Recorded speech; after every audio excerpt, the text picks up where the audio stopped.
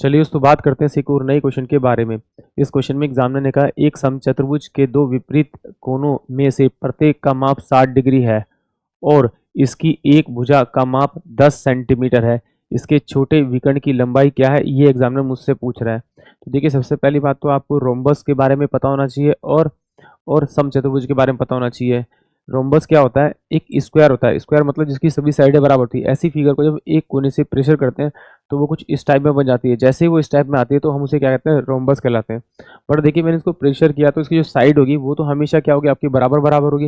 यानी कि साइड तो मेरे पास में बराबर बराबर होगी। जो फर्क पड़ेगा वो उसके डायगोनल पे पड़ेगा, यानी कि विकर्ण पे पड़ेगा। तो देखिए ये वाला विकर्ण आपको कहीं ना कहीं बड़ा दिखाई देगा और ये वाला विकर्ण आपको कहीं ना कहीं छोटा दिखाई देगा। बट इसके जो विकर्ण्स होते हैं वो एक दूसरे को 90 डिग्री पे कट करते हैं। यानी कि ये जो यहाँ पर जो एंगल बनेगा वो जो कट करेगा वो 90 डिग्री पे कट करेगा।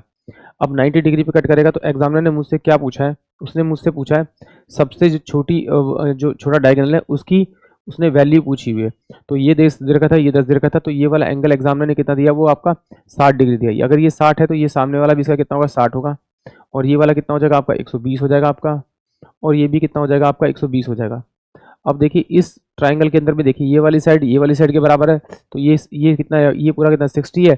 और ये बराबर है। तो इसका मतलब ये दोनों भी क्या होंगे? इसके आपके 60 होंगे, क्योंकि ये 120 था, 120 का हाफ करेंगे तो ये एंगल बाइसेक्टर हो जाएगा 60 हो। ये एंगल बाइसेक्टर होते ही है। तो इसका मतलब ये क्या बन गया आपका? Equilateral triangle. और इक्विलेटरल ट्रायंगल में जो बाकी दो साइड होती है वही तीसरी वाली साइड होती है। इसका मतलब इसकी जो साइड आएगी ये वाली आपकी 10 सेंटीमीटर आएगी। यानी कि ऑप्शन जो मेरे पास में आपका ए होगा वो इस क्वेश्चन के लिए करेक्ट होगा। बट अगर एग्जामिनर बड़े वाला डायगोनल पूछे तो कैसे निकालते? जरा देखिए, अगर इसका एंगल बाइसेक्ट करने पे ये 60 और ये भी 60 बन रहा है, 120 60 बन रहा है, तो अगर मैं इसका एंगल बाइसेक्ट करूँ तो ये मेरे पास में कितना बनना चाहिए? 30 बनना चाहिए। तो ये 30 बनना चाहिए, ये 60 बनना चाहिए, तो ये 90 बन गया।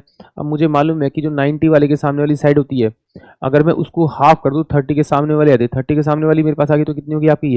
ये होगी मेरे पास में कितनी? आपकी 5 हो जाएगी।